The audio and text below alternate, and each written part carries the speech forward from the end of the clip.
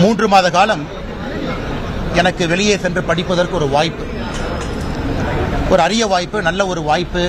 கட்சியும் கூட பெரிய மனதோடு அனுமதி கொடுத்து இந்த 3 மாத காலத்திற்கு தமிழகத்தில் பாரதிய ஜனதா கட்சி வழிநடத்துவதற்கு அண்ணன் ஹெச் ராஜா அவர்கள், மூத்த தலைவர், அவருடைய தலைமையிலே ஒரு ஒருங்கிணைப்பு குழுவை உருவாக்கி மிக சிறப்பாக வெற்றிகரமாக இந்த 3 மாத காலத்தில் பாரதிய ஜனதா கட்சியினுடைய உறுப்பினர் சேர்க்கை முகாம் அதெல்லாம் முடிந்த பிறகு இப்பொழுது கட்சியில் எப்பொழுதும் 3 ஆண்டுகளுக்கு ஒரு முறை பாரம்பரியமாக கிளை தலைவரிலிருந்து மாநில தலைவர் வரை நடத்தப்படக்கூடிய தேர்தலுக்கு நம்முடைய கட்சி ஆயத்தமாகிக் கொண்டிருக்கிறது. கடுமையாக பாடுபட்ட நம்முடைய பாரதிய ஜனதா கட்சியினுடைய எல்லா தொண்டர்களுக்கும் தலைவர்களுக்கும் மிக முக்கியமாக அண்ணன் ஹெச் ராஜா அவர்களுக்கும் இந்த நேரத்தில் நெஞ்சார்ந்த நன்றிகளை தெரிவிப்பதற்கு நான் கடமைப்பட்டிருக்கின்றேன். அதே நேரத்தில் நம்முடைய பத்திரிகை நண்பர்கள் எல்லோரும் கூட மிக பொறுமையாக நேற்று இன்று புயல் காரணமாக விமானம் தாமதமாக இன்னைக்கு வந்திருக்குங்க, நேற்று வர வேண்டியது, மிக பொறுமையாக பத்திரிகை நண்பர்களும் காத்துக் கொண்டிருக்கின்றீர்கள். உங்களுக்கும் என்னுடைய மகிழ்ச்சியும் வாழ்த்துக்களையும் தெரிவித்துக் கொள்கின்றேன். அதே நேரத்தில் உங்களுக்கு கேள்விகள் இருக்கும், கேளுங்கன்னா ஒருத்தர நான் பதில் சொல்றேன்.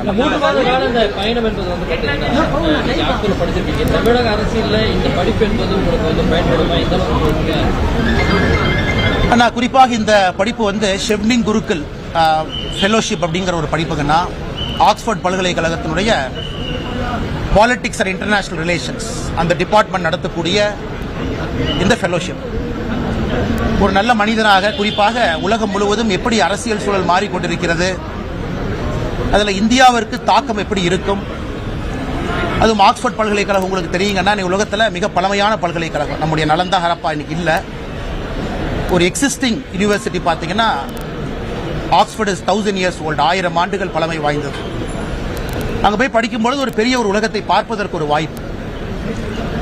நிறைய நோபல் பிரைஸ் ஜெயிச்சவங்க பாடம் எடுத்திருக்கிறாங்க. பிரிட்டிஷ் பிரைம் மினிஸ்டர்ஸ், முன்னாள் பிரதமர்கள் பாடம் எடுத்திருக்கிறாங்க. பெரிய பெரிய ஆளுமைகள்லாம் ஆக்ஸ்போர்ட் பல்கலைக்கழகத்தில் அவர்கள் துறையில் சாதனையெல்லாம் முடிந்த பிறகு பேராசிரியர்களாக பணிபுரிகிறாங்க. எல்லோரையும் பார்ப்பதற்கு ஒரு பெரிய வாய்ப்பு. அதே நேரத்தில் குறிப்பாக நம்முடைய இந்தியாவின் மீது எந்த அளவுக்கு மேற்கத்திய நாடுகள், அது யுனைடெட் கிங்டமாக இருக்கட்டும், அமெரிக்காவாக இருக்கட்டும், வளர்ந்த நாடுகளாக இருக்கட்டும், எந்த அளவுக்கு இந்தியாவின் மீது ஒரு பெரிய ஒரு மரியாதை வைத்திருக்கின்றார்கள் என்பதையும் கண்கூடாக பார்க்க முடிந்தது. இன்னைக்கு இந்தியாவுடைய நிறைய மாடல் ஆக்ஸ்போர்ட் பல்கலைக்கழகத்தில் ஒரு கேஸ் ஸ்டடி எடுத்திருக்கிறாங்க, அதை பற்றி படிக்கிறாங்க. அதையெல்லாம் கூட கொஞ்சம் தூரத்திலிருந்து பார்ப்பதற்கு. அதே நேரத்தில் ஒரு அரசியல் இருக்கும் பொழுது அப்பப்போது நாம் கொஞ்சம் ஷேப் பண்ணிக்கணுங்கண்ணா. அதுபோல் இந்த 40 ஆண்டு காலம் வாழ்ந்திருக்கின்றேன். இந்த 3 மாத காலம் என்பது என்ன ஷேப் பண்ணுறக்கு ஒரு வாய்ப்பு. நம்முடைய குறை நிறைகளை இன்னும் கொஞ்சம் பெட்டராக பண்ணுறக்கு, நம்முடைய பாலிடிக்ஸை இன்னும் கொஞ்சம் நல்லா பண்ணுறக்கு, நம்ம இருக்கக்கூடிய சிறு குறைகள் இருந்தால் அதெல்லாம் சரி பண்ணுறக்கு ஒரு வாய்ப்பு, நம்மை உள்ள பார்ப்பதற்கு ஒரு வாய்ப்பு.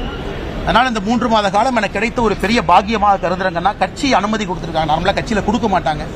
ஆனால் கட்சிக்கு முதல்ல நான் நன்றி கடன் பட்டிருக்கேன். அந்த நேரத்தில்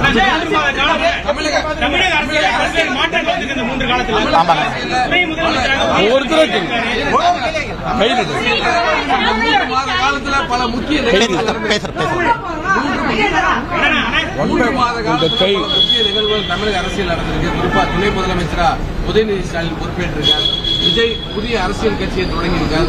பாஜக உள்ளிட்ட பல அரசியல் கட்சிகளை விமர்சனம் பண்ணியிருக்கார். உங்களோட பார்வை? ஆனால் இந்த 3 மாத காலம் தமிழக அரசியல் நிறைய மாற்றங்கள் ஏற்பட்டிருக்கிறது, உண்மைதான். ஒரு பெரிய நடிகர் தன்னுடைய உச்சத்தில் இருக்கக்கூடிய இடத்திலிருந்து அரசியலுக்குள்ள கால் பதிக்க வேண்டும் என்று நடிகர் விஜய் அவங்க வந்திருக்கிறாங்க. அப்பொழுதும் சொன்னேன், இன்னைக்கு சொல்றேன், அவர்களை வரவேற்கின்றோம். காரணம், அவர் வந்திருக்கக்கூடிய ஒரு நோக்கம் மக்களுக்கு நல்லது செய்யணும்னு நினைக்கிறாங்க. அதே நேரத்தில் நிறைய விஷயங்கள் எடுத்து பேசியிருக்கிறாங்க. வருகின்ற காலத்தில் எப்பொழுதெல்லாம் அதை பற்றி பேச முடியுமோ, பேச வேண்டுமோ நாங்கள் பேசுறோங்கண்ணா. அந்த முதல் மாநாட்டில் நிறைய விஷயங்களை வச்சிருக்கிறாங்க. அதுக்கு பாரதிய ஜனதா கட்சியினுடைய தலைவர்கள் எல்லோரும் கூட எதற்கெல்லாம் பதில் சொல்ல வேண்டுமோ பதில் சொல்லியிருக்கிறாங்க. அக்டோபர் 28ஆம் தேதிக்கு பிறகு இன்னைக்கு நடிகர் விஜய் அவர்கள் மறுபடியும் 2-3 நிகழ்ச்சியில் பங்கேற்றிருக்கிறாங்க. அவர் ஆக்டிவ் பாலிடிக்ஸ் வரும்பொழுது அவருடைய கருத்துக்கள்லாம் வைக்க ஆரம்பிக்கும் பொழுது பாரதிய ஜனதா கட்சியும் எங்களுடைய கருத்துக்களை மக்கள் முன்னாடி வைப்போம். அதனால் நிச்சயமாக வரவேற்கின்றோம். மக்களுக்கு ஒரு one more opportunity, one more சாய்ஸுங்கண்ணா. அதனால் அடுத்த ஒரு ஆண்டு காலம் எப்படி இருக்கும் என்பதை தமிழக மக்கள் தீர்மானிக்க போறாங்க, நிர்ணயிக்க போறாங்க. அதே நேரத்தில் திரு உதயநிதி ஸ்டாலின் அவர்கள் தமிழகத்தினுடைய துணை முதல்வராக பொறுப்பேற்றிருக்கிறாங்க. ஒரு வேகமான வளர்ச்சி கட்சிக்குள்ள எம்எல்ஏ ஆனாங்க, அதன் பிறகு உடனடியாக அமைச்சரானாங்க, அதன் பிறகு இன்னைக்கு துணை முதல்வராக இருக்கிறாங்க.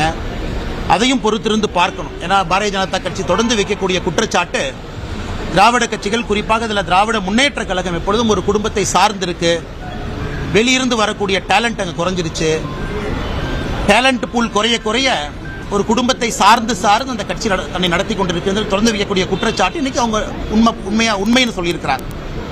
அதே போல உதயநிதி ஸ்டாலின் அவருடைய செயல்பாடு வருகின்ற காலத்தில் துணை முதல்வராக எங்கே அவரை விமர்சிக்க வேண்டுமோ நிச்சயமாக விமர்சிப்போம், நன்றாக செயல்பட்டால் நிச்சயமாக பாராட்டுவோம். அதே நேரத்தில் மூன்றாவது இன்னொன்று பார்த்தீங்கன்னா, பாரதிய ஜனதா கட்சி அகில இந்திய அளவில் ஹரியானாவில் ஒரு பெரிய வெற்றியை பெற்றிருக்கிறது, மகாராஷ்டிராவில் ஒரு சரித்திரம் காணாத ஒரு வெற்றியை பெற்றிருக்கிறது. அதுவும் கூட ஒரு நார்த் ஸ்டேட், ஒரு சவுத் ஸ்டேட், இரண்டும் ஒரு மிக முக்கியமான ஒரு விஷயம். அதுவும் லோக்சபா தேர்தலில் மகாராஷ்டிராவில் நாம் வாங்கியிருக்கக்கூடிய எம்பிக்களை பார்த்தீங்க, இன்னைக்கு அசம்பிளியில் நீங்கள் பார்த்துருக்கிறீங்க, அது அப்படியே மாறி களம் மாறி இருக்கிறது.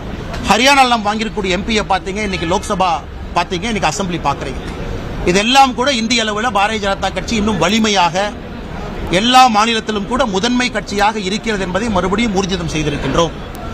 அதே நேரத்தில் ஒரு பெரிய ஒரு 3 மாத காலமாக இந்தியா முழுவதும் கோடிக்கணக்கான தொண்டர்கள் பாரதிய ஜனதா கட்சியில் தன்னை உறுப்பினராக இணைத்திருக்கின்றார்கள். தமிழகத்திலும் பெரிய எண்ணிக்கையில் இணைஞ்சிருக்கிறாங்க. இப்போ அமைப்பு தேர்தல் ஆரம்பமாக இருக்கிறது. இந்தியாவில் இன்னைக்கு ஜனநாயக கட்சியாக இருக்கக்கூடிய ஒரே கட்சி பாரதிய ஜனதா கட்சி. உறுப்பினர்கள் இணைந்த பிறகு ஒரு கட்டத்திலும் தேர்தல் நடத்தி கிளை தலைவரிலிருந்து மாநில தலைவர் வரை தொண்டர்களால் தேர்ந்தெடுக்கப்பட்டு அதன் பிறகு தேசிய தலைவர் தேர்ந்தெடுக்கப்படுறாங்க. இதெல்லாம் பாரதிய ஜனதா கட்சி எல்லா அரசியல் கட்சிகளுக்கு முன்பு ஒரு பாடத்தை சொல்லியிருக்கின்றோம், சொல்லிக் கொண்டிருக்கின்றோம். ஒரு உண்மையான ஜனநாயக கட்சி. இதெல்லாம் அந்த 3 மாத காலத்தில் மக்கள் முன்னாடி இருக்குங்கண்ணா. கேளுங்கண்ணா. சார், விஜயனுடைய அந்த அரசியல் வருகை என்பது பாஜகவுடைய அந்த அரசியல் வியூகத்துக்கு பாதிப்பு ஏற்படுமா, ஓட்டு வங்கியில் பாதிப்பு ஏற்படுமா? அண்ணா, நான் ஏற்கனவே சொன்னது போன அரசியல்ல வெளியே யார் என்ன நினைக்கிறாங்க, எப்படி வர்றாங்க, என்ன பேசுறாங்க, அது உங்க கண்ட்ரோல் இல்லைங்கண்ணா. விஜய் அவர்களை பொறுத்தவரை தமிழகத்தில் இன்னைக்கு திராவிட கட்சிகள் பேசக்கூடிய அதே சித்தாந்தத்தை தான் விஜய் அவங்க பேசுறாங்க. புதிதாக எதுவும் இல்லை. நாங்கள் எங்கள் இடத்துல பத்திரமா நிற்கிறோம். எங்களுடைய பாதங்கள் வலிமையாக தாங்கி நிற்குது.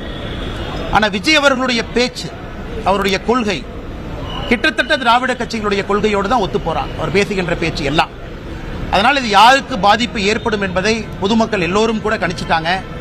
எங்களை பொறுத்தவரை ஒரு புதியாக வரக்கூடிய நபர்களை பார்த்து எப்பொழுதும் பாரதிய ஜனதா கட்சி பயப்பட போவது கிடையாது. காரணம், வரவேற்கும் பொழுது ஒரு புதிய ஒரு வாய்ப்பு எல்லோருக்கும் கிடைக்கும் என்று நம்புகின்றோம். நான் ஏற்கனவே சொன்னது போல ஒரு பெரிய ஆக்டருங்கண்ணா. குறிப்பாக பெண்கள், குழந்தைகள், வயதானவர்கள் வரைக்கும் எல்லார் இல்லத்திலையும் நடிகர் விஜய் அவர்கள் பெரிய ஒரு இடத்தை பிடிச்சிருக்கிறாங்க. அதை மறுக்க முடியாது. இந்திய அளவில் ஒரு படத்துக்கு அதிகமான வசூல் பெறக்கூடிய நடிகராகவும் விஜய் அவங்க இருக்கிறாங்க. அதுவும் உண்மைதான். அதுவும் நம்ம பொய்ன்னு சொல்ல முடியாது. மூன்றாவது, படிப்படியாக 25 ஆண்டு காலமாக தன்னை வளர்த்தி கொண்டு வந்திருக்கின்றார்கள். அதுவும் உண்மைதான். ஆனால் அரசியல் களம் வேறுங்கண்ணா. தினம் இருக்கணும். அக்டோபர் 28க்கு பிறகு விஜய் அவர்கள் எத்தனை முறை வெளியே வந்திருக்கிறாங்க நீங்களே சொல்லுங்கண்ணா. அரசியல் 365 நாட்கள் இருக்கணும், கீழே இருக்கணும். வெற்றி தோல்வி சாதாரணமாக வந்து கொண்டே இருக்கும். அதனால் இதற்கு விஜய் எப்படி தன்னை ரெடி பண்ணிக்கிட்டு இதில் ஜெயிப்பார் அப்படிங்கிறது அவருக்கு தாங்க நீங்க கேட்கணும். ஆனால் எங்களை பொறுத்தவரை எங்களுக்கு யாரின் மீதும் பயம் இல்லை. ஏன்னா இன்னைக்கு திராவிட கட்சிகள் 3ஆக பிரிந்திருப்பதாக நான் பார்க்கின்றேன். தமிழகத்தை பொறுத்தவரை திராவிட கட்சிகளுக்கு இருக்கக்கூடிய ஓட்டு என்பது 3ஆக இன்னைக்கு பிரிஞ்சிருக்கு. பாரதிய ஜனதா கட்சியினுடைய தேசிய வாக்கு என்பது இன்னைக்கு அதிகமாயிட்டு போகுது. அதனால் விஜய் அவர்களை நிச்சயமாக நாங்கள் வரவேற்கின்றோம். ஏன்னா புதியவர்களை நம்ம யாரும் தடுக்கக்கூடாதுங்கண்ணா. கொள்கை நிறைய விஷயங்கள் சொல்லுவாங்க. சில இடத்துல நிச்சயமா பாரதிய ஜனதா கட்சி எதிர்த்து பேசுவாங்க. அது அரசியல் என்பது நடக்கத்தான் செய்யுங்கண்ணா. அப்பொழுது நாங்கள் காரணம் சொல்ற இடத்துல நாங்கள் சொல்றோம்.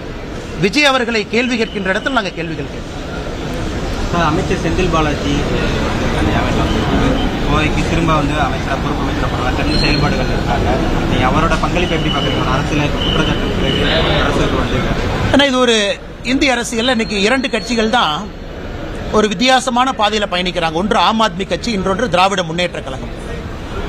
அதாவது ஒரு குற்றச்சாட்டு ஊர்ஜிதமான பிறகு, அவங்களுடைய bail petition multiple time reject ஆன பிறகு, அவங்க இன்னைக்கு வெளியே வந்திருப்பது கிட்டத்தட்ட சார்ஜ் ஷீட் போட்டாங்க, அதற்கு மேலே என்கொயரி பண்றதுக்கு ஒன்றும் இல்லை என்பதற்காக நீதிமன்றம் பெயில் கொடுத்திருக்கிறாங்க. ஆனால் ஒரு நிரபராதியை கொண்டாடுவது போல நம்முடைய முதலமைச்சர் மு க ஸ்டாலின் அவர்கள் செந்தில் பாலாஜி அவர்களை கொண்டாடிட்டு இருக்கிறாங்க. இது ஆச்சரியம். இதே தான் ஆம் ஆத்மி கட்சியில் நடக்குது. இன்னைக்கு ஆம் ஆத்மி கட்சியினோட நிலைமையை நினைச்சு பாருங்க. அதனால் இது புதிது கிடையாது. ஊழலோடு மலிந்திருக்கக்கூடிய திராவிட முன்னேற்ற கழகம் இன்னைக்கு பெயிலில் வெளியே வந்திருக்கக்கூடிய ஒரு மனிதரை ஒரு காந்தியவாதியாக கொண்டாடுவது புதிது கிடையாது தமிழகத்திற்கு. மக்கள் பார்த்துக்கிட்டு இருக்காங்கன்னா மக்கள் இதை நல்லா உன்னிப்பா பார்க்கறாங்க. கிட்டத்தட்ட இந்த புதிய அமைச்சர்களுடைய அந்த பதவியேற்பு என்பது அவர்களுக்காகவே நிறுத்தி வைக்கப்பட்டதை போல முதலமைச்சர் இத்தனை நாளா காத்துக்கிட்டு இருந்தார். அதனால் இதை பற்றி நான் அதிகமாக பேசுவதை விட தமிழக மக்கள் அதெல்லாம் பார்க்கறாங்க. வருகின்ற காலத்தில் அவங்க பதிலடி கொடுப்பாங்க. பாஜகவோட கூட்டணின்னு ஒரு கருத்து முன்வைக்கப்படுது. காவி உடை அணிந்து அட்டைப்படலாம் பத்திரிகைகள் வந்திருக்கு. குறிப்பா ரஜினியை சந்தித்த பிறகு அதோடைய கருத்து வேற மாதிரி வருது. பிஜேபி கூட்டணி வைப்பாரு. ஆனா அண்ணன் சீமான் அவர்களுடைய பாதை தனி, எங்களுடைய பாதை தனிங்கன்னா வேறு வேறு பாதையில் இருக்கும். ஒரு நல்ல நண்பராக இருக்கின்றார். அதே நேரத்தில் பாரதிய ஜனதா கட்சியை காரசாரமா விமர்சிக்கிறார் பல இடத்துல. அவர் ஒரு புதிய பாதையில பயணிக்கணும்னு நினைக்கிறாரு, பயணிச்சுக்கிட்டு இருக்காருங்கண்ணா. அதனால் பாரதிய ஜனதா கட்சியினுடைய பாதையும் அவர் பாதையும் கண்டிப்பாக வேறு வேறு பாதைகள். அதனால் அவருடைய பாதையில் அவர் போகட்டும், எங்க பாதையில் நாங்கள் போறோம். இன்னைக்கு தமிழக மக்களுக்கு நிறைய வாய்ப்பு கிடைச்சிருக்கு. மக்கள் எல்லாத்தையும் பார்த்து முடிவெடுப்பாங்க. 2026 மிக முக்கிய சரித்திர தேர்தலாக தமிழகத்தில் அமைய போகுது. காரணம், அண்ணன் சீமான் இருக்கிறாங்க, அண்ணன் விஜய் அவங்க இருக்கிறாங்க, பாரதிய ஜனதா கட்சி இருக்கு. இதற்கு முன்பு இருக்கக்கூடிய திராவிட கட்சிகள் ஆளுமையாக இருந்தவர்கள், ஆளுங்கட்சியாக இருக்கிறவங்க, எதிர்க்கட்சியாக இருக்கிறவங்க இருக்கிறாங்க. எங்களோடு கூட்டணியில் இருக்கக்கூடிய பெரிய கட்சிகள், பாட்டாளி மக்கள் கட்சியிலிருந்து அண்ணன் டிடிவி தினகரனிலிருந்து எல்லோரும் எங்களோடு இருக்கிறாங்க. அதனால் 2026 ஒரு புதிய களமாக இருக்கும். பொறுத்திருந்து பார்ப்போம். நிறைய பாஜகலே கடந்த 3 மாசமா தொண்டர்கள் உற்சாகம் இல்லைங்கிற மாதிரியான ஒரு தமிழ்நாடு சட்டமன்றத்தில் நிறைய உங்கள் வருகைக்கு பிறகு அது மாற்றங்கள் இருக்கும் இல்லைங்கண்ணா. அதாவது இந்த 3 மாதமாக பாரதிய ஜனதா கட்சியை பொறுத்தவரை வெளி வேலைகள் கொஞ்சம் குறைச்சிக்கிட்டு ஆர்கனைசேஷன் ஒர்க், அமைப்பு ரீதியான பணிகள் அதிகமாக செஞ்சுக்கிட்டு இருந்தாங்க. அதான் பார்ப்பதற்கு உங்களுக்கு அது மாதிரி தெரிஞ்சிருக்குங்கன்னா, அமைப்பு ரீதியாக ரொம்ப பலப்படுத்தியிருக்காங்க. நிறைய வேலைகள் நடந்திருக்கு. குறிப்பாக நம்முடைய மூத்த தலைவர்கள் எல்லோரும் முன்னின்று அமைப்பு ரீதியாக புதிய தொண்டர்கள் உற்சாகத்தோடு வரவேற்றிருக்காங்க. உண்மையை சொல்ல வேண்டும் என்றால், ஒரு கட்சியினுடைய நம்பர் நான் சொல்லக்கூடாதுங்கன்னா, பாரதிய ஜனதா கட்சி தமிழகத்தில் கடந்த 2010 ஒரு 5 ஆண்டு காலமும் நம்மகிட்ட எவ்வளவு மெம்பர்ஷிப் இருப்பாங்க, அந்த ரேஷியோ நீங்க பாத்தீங்கன்னா இன்னைக்கு 8 மடங்கு வளர்ந்திருக்கின்றோம். இதற்கு முன்பு இருந்த மெம்பர்ஷிப் இன்னைக்கு 8 மடங்கு வளர்ந்திருக்கு. இப்ப நீங்களே கூட்டி கழிச்சு பாத்துக்கணும். அதிகாரப்பூர்வமாக இதெல்லாம் முடிந்த பிறகு நம்முடைய மத்திய தலைமை அதிகாரப்பூர்வமாக நம்பர் சொல்லுவாங்கன்னா 8 மடங்கு பாரதிய ஜனதா கட்சி வளர்ந்திருக்கு. இது வளர்ச்சி தானே. அதெல்லாம் இந்த 3 மாத காலமாக எல்லாத்தையும் சேர்த்திருக்கிறாங்க. ஆமாம், நான் கிளம்பி போறதுக்கு முன்னாடியே நம்முடைய தலைவர்கள் எல்லோரும் இணைந்து 1 கோடி என்கின்ற ஒரு பெரிய டார்கெட்டை வச்சோம். 1 கோடி தெரியும் எங்களுக்கு. 1 கோடி என்பது திராவிட கட்சிகள் சொல்லுவாங்க. எங்கிட்ட 1 கோடி பேர் உறுப்பினர் இருக்கிறாங்க. பாரதிய ஜனதா கட்சியும் 1 கோடியை நோக்கி செல்ல வேண்டும் என்பதற்காக வைத்தோம். கிட்டத்தட்ட நாங்க மனசுல என்ன நினைச்சோமோ அதை நோக்கி வந்துகிட்டு இருக்கோம். ஆனால் அதிகாரப்பூர்வமாக இந்த பணிகள்லாம் நடந்து முடிந்த பிறகு உங்களுக்கு அதிகாரப்பூர்வமான எண்ணிக்கையை நான் கொடுக்கிறோம். ஏன்னா பாரதிய ஜனதா கட்சி மற்ற கட்சி மாதிரி வெறும் நம்பர் மட்டும் சொல்ற கட்சி இல்லைங்கண்ணா. ப்ராப்பரா ஆர்கனைஸ்டா ஒரு மாவட்டத்திற்கு எவ்வளவு பேர், மிஸ்டு கால் எவ்வளவு பேர் வந்தாங்க, எத்தனை பேர் வெரிஃபைன்னு சொல்லுவோம். மிகப்பெரிய ஒரு அசுர வளர்ச்சியை பாரதிய ஜனதா கட்சி தமிழகத்தில் பார்த்திருக்கு. நம்முடைய தலைவர்களுடைய உழைப்பு. அதனால் நிறைய அமைப்பு வேலைகள் நடந்திருக்கு. பெரிய ஒரு மகிழ்ச்சி, மிகுந்த சந்தோஷம். சென்னை உள்ளிட்ட இது ரொம்ப ஒரு துக்ககரமான விஷயங்கன்னா, இன்னைக்கு புயலினுடைய பாதையில சென்னை தொடர்ந்து வர ஆரம்பித்திருக்கிறது. ஒன்னு குளோபல் வார்மிங், நிறைய உற்பத்தி ஆகக்கூடிய புயல் இன்னைக்கு சென்னை டெல்டா பகுதி, இந்த பகுதியிலிருந்து கடந்து ஆந்திராக்குள்ள போயிட்டு இருக்கு. இது தொடர்ச்சியாக ஆண்டுக்கு 2 முறை பார்க்க ஆரம்பிக்கின்றோம். இன்னொரு பக்கம் பாத்தீங்கன்னா நம்முடைய தட்பவெப்ப நிலை ரொம்ப அதிகமாயிருக்கு. அதனால் முதலமைச்சர் அவர்கள் மிக முக்கியமாக செய்ய வேண்டியது, இன்னைக்கு சென்னையினுடைய தன்மை மாறிவிட்டது. நான் இந்த நேரத்தில் அரசியல் பேசுவதை விட ஒரு ஆக்கப்பூர்வமான ஒரு விஷயத்தை பாரதிய ஜனதா கட்சியாக சொல்ல வேண்டும் என்று நினைக்கின்றேன். முதலமைச்சர் அவர்கள் உடனடியாக இந்த குளோபல் வார்மிங் இதன் மூலமாக தமிழகத்தில் நிறைய பகுதிகள் இன்னைக்கு டிசாஸ்டர் ப்ரோன் ஏரியாவாக மாற ஆரம்பிச்சிருக்கு. டெல்டா பகுதி இன்னைக்கும் பாத்தீங்கன்னா ஆயிரக்கணக்கான ஏக்கர் நிலத்தில் வெள்ள பாதிப்பு, பயிர் சேதம். சென்னையை பொறுத்தவரை மின்சாரம் தாக்கி இறந்திருக்கிறாங்க, வீடுகள் சேதமடைஞ்சிருக்கு. 2-3 நாட்கள் நம்முடைய இயல்பு வாழ்க்கை பாதிக்கப்பட்டிருக்கு. ஒரு நாள் நீங்க ஏர்போர்ட்டை க்ளோஸ் பண்ணீங்கன்னா எவ்வளவு ப்ரொடக்டிவிட்டி லாஸ் பாருங்க. ஒரு நாள் நீங்க ரயில்வே ஸ்டேஷன் நிறுத்தினா எவ்வளவு ப்ரொடக்டிவிட்டி லாஸ் பாருங்க. மக்கள் வேலை செய்யணும், அவ்வளவு லாஸுங்க. இதனாலேயே தமிழகத்திற்கு வரக்கூடிய நிறைய FDI ஹைதராபாத் நோக்கி போகுது. அங்க புயல் தாக்குதல் இல்ல, எதுவுமே இல்லை அப்படின்னு. அதனால் முதலமைச்சர் அவர்கள் உடனடியாக ஒரு உயர்மட்ட சயின்டிபிக் குழு அதை போட்டுங்கன்னா பிரிப்பரேஷன் ஆரம்பிக்கணும். அடுத்தது போல் நடக்கும், அது தடுக்க முடியாதுங்கன்னா அதற்கு சென்னை தன்னை எப்படி தயார்படுத்திக் கொள்ள வேண்டும் என்பது இன்னைக்கு காலத்தினுடைய கட்டாயம்.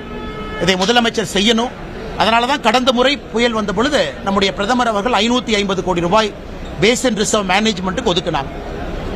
இதெல்லாம் ஆக்கப்பூர்வமான ஒரு விஷயங்க. புயல் வந்த பிறகு வேலை செய்வது வேறு, இன்னைக்கு சென்னை தன்னுடைய பழைய தன்மையை இழந்து புயல் பாதையிலே மாட்டக்கூடிய ஒரு பெரிய ஒரு நகரமாக மாறி இருக்கின்றோம். இதை முதலமைச்சர் அவர்கள் கண்காணிப்பாங்க, பார்ப்பாங்கன்னு நாங்கள் நம்புறோம். நன்றிங்கண்ணா.